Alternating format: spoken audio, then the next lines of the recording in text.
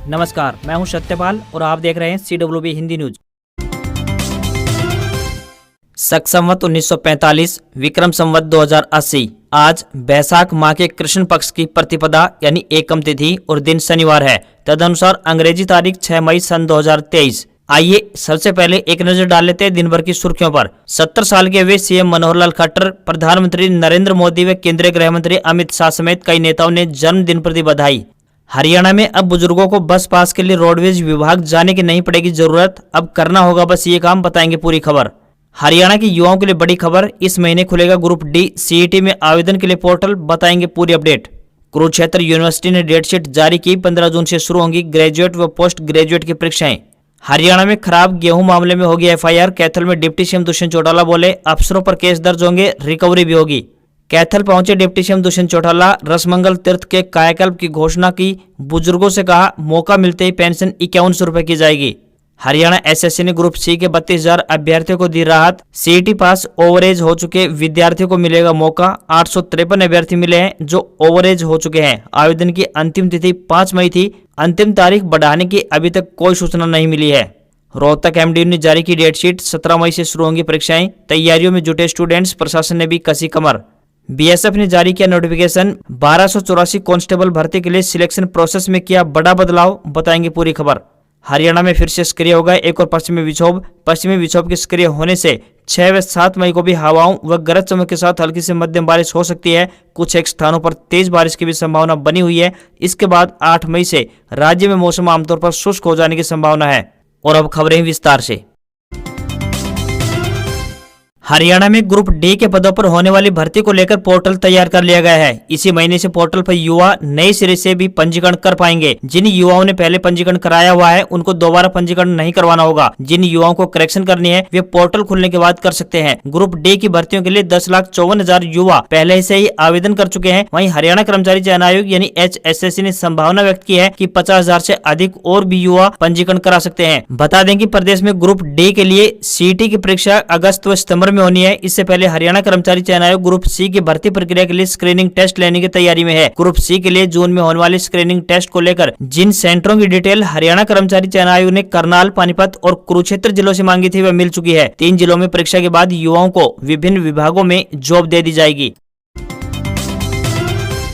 भारतीय कुश्ती संघ यानी WFI के अध्यक्ष ब्रजभूषण शरण सिंह की गिरफ्तारी को लेकर पहलवानों का धरना शुक्रवार को 13वें दिन भी जारी रहा। पहलवानों के समर्थन में हरियाणा में फतेहाबाद जिला कुश्ती संघ के सदस्यों ने सामूहिक रूप से इस्तीफा दे दिया। उधर हरियाणा के डिप्टी सीएम दुष्यंत चौटाला और गृह मंत्री अनिल विज ने पहलवानों का समर्थन किया है। दुष्यंत ने कहा है कि पुलिस ने FIR दर्ज कर ली है, खिलाड़ी अपने बयान दर्ज करवा चुके हैं। ऐसे में दिल्ली पुलिस दोषी पर जल्द से जल्द और सख्त से सख्त कार्रवाई अवश्य करे। हरियाणा, यूपी और दूसरे कई राज्यों से खाप नेता 7 मई यानी कल पहलवानों के समर्थन में जंतर मंतर पर आएंगे। गुरुवार को हरियाणा और यूपी में कई जगह खाप पंचायतों की मीटिंग हुई है। खाप पंचायतों ने अगले 2 दिन तक ज्यादा से ज्यादा लोगों से दिल्ली पहुंचने के लिए संपर्क करने की रणनीति बनाई है। वहीं 7 मई को जंतर मंतर पर पहुंचे खाप नेता वहीं पर आगे के आंदोलन की रणनीति भी बनाएंगे। बजरंग पूनिया ने कहा है कि मेरी हरियाणा के मुख्यमंत्री मनोहर लाल से भी यही गुजारिश है कि आप भी आइए और हमारा सपोर्ट कीजिए, क्योंकि ये हमारे भारत की बेटियों का मुद्दा है। आप हमारे प्रदेश के मुखिया हैं, ये बेटियों को न्याय दिलवाने का मामला है, तो आप क्यों नहीं आ रहे हैं यहाँ पर। वहीं विनेश फोगाट ने कहा है कि जब ब्रजभूषण पर केस दर्ज नहीं हुआ था तब तक सीएम कह रहे थे कि वे बेटियों के साथ अन्याय नहीं होने देंगे। अब केस दर्ज होने के बाद वो साथ कहां चला गया। देश में गोल्डन बॉय के नाम से प्रसिद्ध star javelin thrower Neeraj Chopra ने एक बार फिर से भारत का नाम अंतर्राष्ट्रीय स्तर पर रोशन किया है। साल 2023 सत्र की नीरज ने शानदार शुरुआत की है। नीरज चोपड़ा ने 5 मई यानी शुक्रवार को दोहा डायमंड लीग का खिताब अपने नाम कर लिया है। दोहा के कतर स्पोर्ट्स क्लब में हुई प्रतियोगिता में नीरज ने पहले ही प्रयास में 88.67 मीटर दूर भाला फेंका। नीरज का व्यक्तिगत सर्वश्रेष्ठ प्रदर्शन की बात करें तो ये 89.94 मीटर है, जो कि अपने आप में एक राष्ट्रीय रिकॉर्ड भी है। हरियाणा में हिसार के गांव बिठमड़ा में डिप्टी सीएम दुष्यंत चौटाला के सम्मान में एक समारोह का आयोजन किया गया। उनका हेलीकॉप्टर गांव के स्कूल में लैंड हुआ था। दुष्यंत चौटाला किसान बनकर करीब 1.5 किलोमीटर तक कंबाइन चलाकर कार्यक्रम स्थल पर पहुंचे। वहीं महिलाओं ने हरियाणवी गीत गाकर उनका स्वागत किया। दुष्यंत चौटाला ने कहा कि सूर्यवाला चौक से लेकर टोहाना की तरफ जाने वाले मार्ग को 7 मीटर से बढ़ाकर 12 मीटर किया जाएगा। इस मार्ग का निर्माण पंजाब की सीमा तक किया जाएगा। इसके लिए केंद्र सरकार की ओर से 30 करोड़ रुपए मंजूर हो चुके हैं। उन्होंने कहा कि उकलाना हल्के के 25 गाँव की पंचायतों द्वारा PWD की सड़कों पर आने वाली फिरनियों पर लाइट लगाने का भी प्रस्ताव दिया था। इसके लिए भी 26 करोड़ रुपए मंजूर किए गए हैं। इसके अतिरिक्त उन्होंने ग्राम पंचायत की मांग पर स्वास्थ्य केंद्र, पुस्तकालय सहित अन्य सभी मांगों को मंजूर करते हुए उन्हें जल्द पूरा करने की घोषणा की है। उन्होंने कहा है कि जिस प्रकार से पंचायती राज संस्थाओं में महिलाओं को 50% प्रतिनिधित्व दिया गया है, ठीक उसी प्रकार सरकारी डिपो में भी उन्हें 33% हिस्सेदारी दी जाएगी। इसके अलावा कानून बनाकर महिलाओं को सोसाइटी और अन्य संस्थाओं में भी हिस्सेदारी दी जाएगी। हरियाणा की कुरुक्षेत्र यूनिवर्सिटी ने एनुअल एग्जाम डेट शीट जारी कर दिया है। प्राइवेट तथा डिस्टेंस शिक्षा निदेशालय से संबंधित छात्रों की परीक्षाएं 15 जून से प्रारंभ होंगी। इसमें ग्रेजुएट एवं पोस्ट ग्रेजुएट एनुअल की परीक्षाओं को शामिल किया गया है। इस डेट शीट के अनुसार जुलाई तक एग्जाम आयोजित किए जाएंगे। बीए बीएससी सामान्य वार्षिक फर्स्ट ईयर की परीक्षाएं 15 जून, वहीं बीए बीएससी सामान्य वार्षिक सेकंड ईयर की परीक्षाएं 16 जून से प्रारंभ होने जा रही है। यूनिवर्सिटी के अनुसार बीकॉम प्रथम व द्वितीय वार्षिक की परीक्षाएं 3 जुलाई, बीएससी प्रथम व द्वितीय वार्षिक की परीक्षाएं 3 जुलाई से शुरू होंगी। विद्यार्थियों की सुविधा के लिए डेट शीट विश्वविद्यालय की वेबसाइट पर भी उपलब्ध रहेगी। हरियाणा के मुख्यमंत्री मनोहर लाल खट्टर 70 वर्ष के हो गए हैं। पीएम नरेंद्र मोदी, केंद्रीय गृह मंत्री अमित शाह समेत कई नेताओं ने उन्हें बधाई दी है। मुख्यमंत्री मनोहर लाल जन्मदिन के मौके पर हरियाणा सरकार की नशे के खिलाफ और पानी बचाने की मुहिम को और भी मजबूत करेंगे। मनोहर लाल खट्टर ने 2014 में हरियाणा के सीएम बनकर सबको सौंपा दिया था। बीजेपी के केंद्रीय नेतृत्व ने पहली बार जाट आंदोलन के दौरान हरियाणा में गैर जाट मुख्यमंत्री बनाकर नया प्रयोग किया था। इसके बाद साल 2019 में भी हुए विधानसभा चुनाव में बीजेपी जेजेपी की गठबंधन सरकार बनी तो फिर से केंद्रीय नेतृत्व ने उन्हीं पर विश्वास जताते हुए सीएम की कुर्सी पर बिठाया। हरियाणा के मुख्यमंत्री मनोहर लाल खट्टर का जन्म 5 मई साल 1954 को तब के पंजाब के निंदाना गांव में हुआ। पंजाब हरियाणा विभाजन के बाद गांव निंदाना हरियाणा के रोहतक जिले में पड़ता है। मनोहर लाल खट्टर ने दिल्ली विश्वविद्यालय से ग्रेजुएशन की पढ़ाई पूरी की। साल 1977 में 24 वर्ष की उम्र में वे आरएसएस से जुड़े तो वहीं 27 साल की उम्र में वे संघ के बड़े प्रचारक बन गए। हरियाणा के जूनियर महिला कोच के यौन उत्पीड़न के आरोपों से घिरे मंत्री संदीप सिंह ने पॉलीग्राफ यानी लाई डिटेक्टर टेस्ट कराने से इनकार कर दिया है। उन्होंने तर्क दिया है कि वो चंडीगढ़ पुलिस की एसआईटी की जांच में शामिल हो चुके हैं। संदीप सिंह ने अपने वकील के जरिए ये जवाब दाखिल किया है। चंडीगढ़ पुलिस की एसआईटी ने कोर्ट में संदीप सिंह का पॉलीग्राफी टेस्ट कराने के लिए याचिका दायर की है। पुलिस ने याचिका में कहा है कि मंत्री के दावे पीड़ित महिला कोच के बयान का खंडन कर रहे हैं। ऐसे में मामले में सच्चाई का पता लगाने के लिए संदीप सिंह की ब्रेन मैपिंग जरूरी है। महिला कोच का आरोप है कि मंत्री संदीप ने उन्हें शारीरिक और मानसिक रूप से परेशान किया है। पहले तो उन्होंने बचने की कोशिश की, लेकिन उन्होंने परेशान करना जारी रखा। महिला कोच के सबूतों से मंत्री संदीप सिंह के बयान मेल न खाने के चलते एसआईटी ने पॉलीग्राफी टेस्ट कराने की याचिका दायर कर रखी है। टीम के द्वारा दोनों पक्षों से पूछताछ की जा चुकी है। अब पुलिस को चार्जशीट दाखिल करनी है।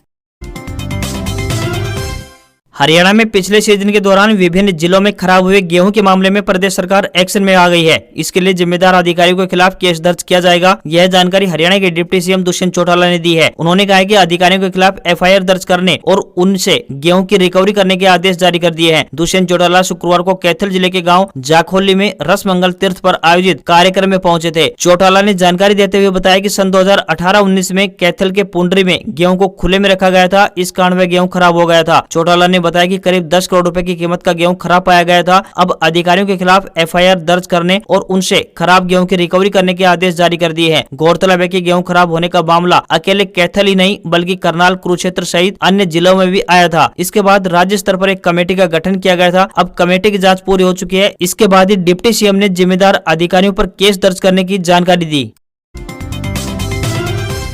हरियाणा के राज्यसभा सांसद दीपेंद्र हुड्डा ने शुक्रवार को कहा कि उनकी कुश्ती फेडरेशन में कोई दिलचस्पी नहीं है और न ही फेडरेशन की राजनीति करने का कोई इरादा है। वो हरियाणा की राजनीति में व्यस्त हैं, लेकिन बेटियों को न्याय दिलाने की लड़ाई में हर कदम पर उनके साथ खड़े हुए हैं। दीपेंद्र हुड्डा शुक्रवार को झज्जर में कुश्ती फेडरेशन ऑफ इंडिया यानी WFI के अध्यक्ष और यौन शोषण के आरोपी ब्रजभूषण शरण सिंह के आरोपों पर जवाब दे रहे थे। दीपेंद्र हुड्डा ने कहा कि कोई आरोप लगाकर अपना दोष छुपाना चाहता है तो ऐसा नहीं होने देंगे। दीपेंद्र हुड्डा ने भाजपा के बेटी बचाओ और बेटी पढ़ाओ के नारे पर भी तंज कसते हुए कहा कि भाजपा नेताओं से बेटी बचाना है। हुड्डा ने कहा कि भाजपा के मंत्री संदीप सिंह पर महिला कोच से छेड़खानी के आरोप लगे हैं तो उधर हिस्ट्री शीटर ब्रजभूषण पर महिला पहलवानों के यौन शोषण के आरोप लगे हैं। सांसद ने कहा कि ये विषय राजनीति का नहीं, भाजपा सरकार को भी राजधर्म का पालन करते हुए आरोपियों के खिलाफ कार्रवाई अवश्य करनी चाहिए। दीपेंद्र हुड्डा ने कहा कि हरियाणा आज बेरोजगारी में नंबर 1 हो गया है। युवा रोजगार के लिए जमीन बेचकर देश से बाहर जा रहे हैं।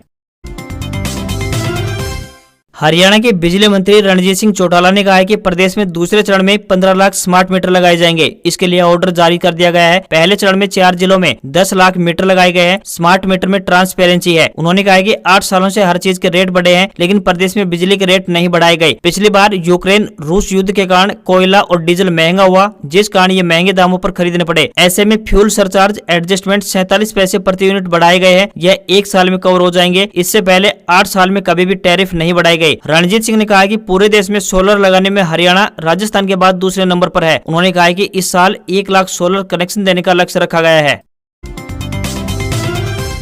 हरियाणा के रोहतक स्थित महर्षि दयानंद विश्वविद्यालय यानी एमडीयू में विभिन्न यूजी पाठ्यक्रमों की परीक्षाएं 17 मई से प्रारंभ होंगी। परीक्षा नियंत्रक डॉक्टर बीएस सिंधु ने बताया कि बीए, बीएड के चौथे, छठे व 8वें सेमेस्टर की फुल व रीअपियर व इम्प्रूवमेंट तथा 7वें सेमेस्टर की केवल रीअपियर की परीक्षाएं, वहीं बीएससी व बीएड के छठे व 8वें सेमेस्टर की फुल रीअपियर व इम्प्रूवमेंट तथा 7वें सेमेस्टर की केवल रीअपियर की परीक्षाएं शुरू हो रही है। डेट शीट विश्वविद्यालय की वेबसाइट पर भी उपलब्ध है, जहाँ से छात्र विजिट करके अपलोड कर सकते हैं।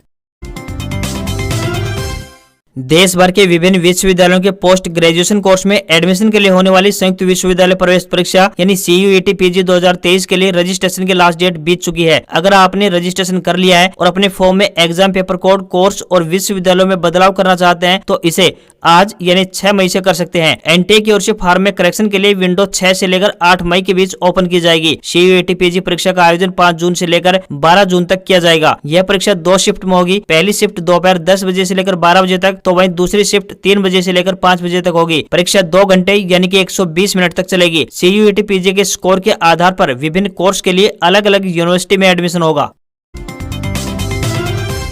बीएसएफ में कांस्टेबल ट्रेड्समैन के 1200 से अधिक पदों पर भर्ती के लिए आवेदन करने वाले उम्मीदवारों के लिए अलर्ट है। सीमा सुरक्षा बल ने कांस्टेबल यानी ट्रेड्समैन की भर्ती के लिए पहले घोषित सिलेक्शन प्रोसेस में खास बदलाव की घोषणा की है। बीएसएफ द्वारा जारी नोटिस के अनुसार बात करें तो कांस्टेबल ट्रेड्समैन भर्ती के लिए पहले फेज में अब शारीरिक दक्षता परीक्षा यानी PET व शारीरिक मानक परीक्षा यानी PST का आयोजन किया जाएगा। ठीक इसके बाद दूसरे फेज में लिखित परीक्षा होगी। तीसरे और आखिरी फेज में डॉक्यूमेंट वेरिफिकेशन, ट्रेड टेस्ट और मेडिकल एग्जामिनेशन किया जाएगा। बीएसएफ ने कांस्टेबल ट्रेड्समैन के 1248 पदों पर भर्ती के लिए आवेदन प्रक्रिया 27 फरवरी से 27 मार्च 2023 तक आयोजित की थी। इस भर्ती के लिए पहले जारी हुए नोटिफिकेशन की बात करें तो इसमें सिलेक्शन प्रोसेस के अंतर्गत सबसे पहले लिखित परीक्षा होनी थी, लेकिन अब उसको चेंज कर दिया है।